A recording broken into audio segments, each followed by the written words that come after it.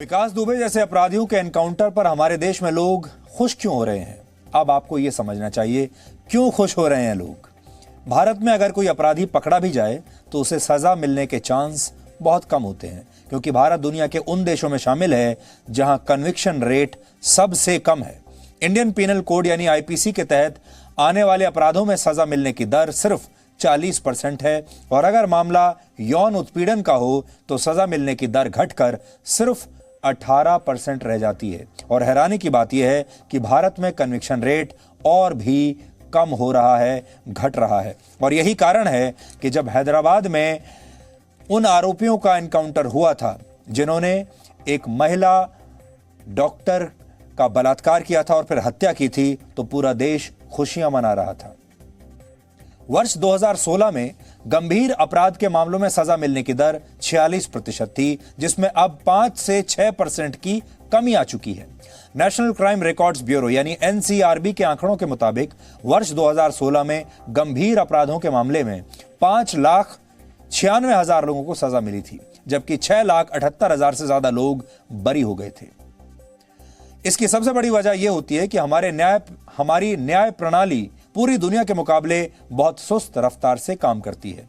भारत की अदालतों में इस समय 3.5 करोड़ से ज्यादा मुकदमे लंबित हैं। नवंबर 2019 तक के आंकड़ों के मुताबिक सुप्रीम कोर्ट में पेंडिंग केसेस की संख्या करीब 54,000 है। अलग अलग हाई कोर्ट्स में करीब 44,75,000 केस हैं, और निचली अदालतों में 3 करोड़ 14 लाख मामलों में अभी तक कोई फैसला नहीं आया है। ये सारे केस इंतजार कर रहे हैं कि अदालत कोई फैसला देगी।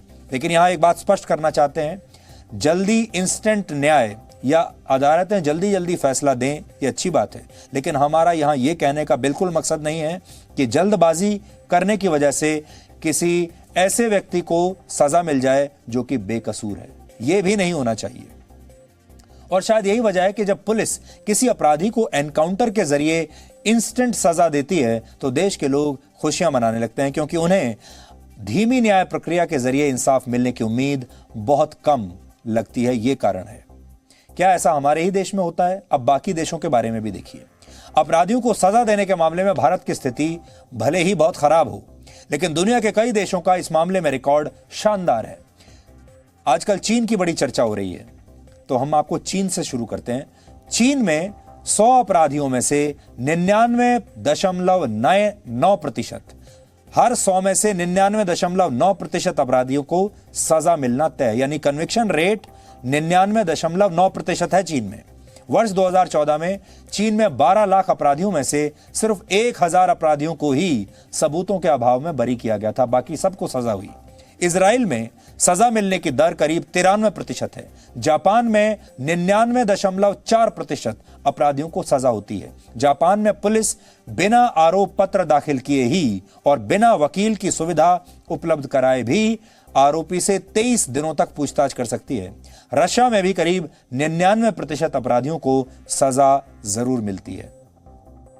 कहा जाता है कि भारत के ज्यादातर कानून अंग्रेजों के जमाने के हैं और इनमें इतने लूप होल्स हैं कि अपराधियों को समय रहते सजा हो ही नहीं पाती। लेकिन खुद अंग्रेजों के देश में यानी ब्रिटेन में, जहां से हमने बहुत सारा आइडिया अपना लिया है अपने संविधान का, ब्रिटेन में कन्विक्शन रेट भारत से लगभग दुगना है। ब्रिटेन के हाई कोर्ट से अपराधियों को सजा मिलने की दर करीब 80% है, और वहां की निचली अदालतों में सजा देने की दर करीब 84% है। अमेरिका में गंभीर अपराधों को फेलोनी कहा जाता है, और अगर विकास दुबे अमेरिका में होता तो उसे सजा मिलने के चांस 68% होते।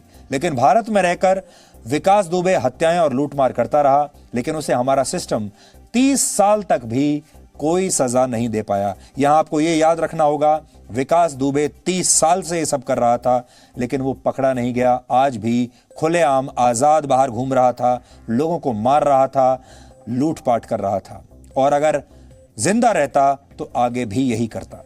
Presenting B News app available on Google Play and App Store. Download it now.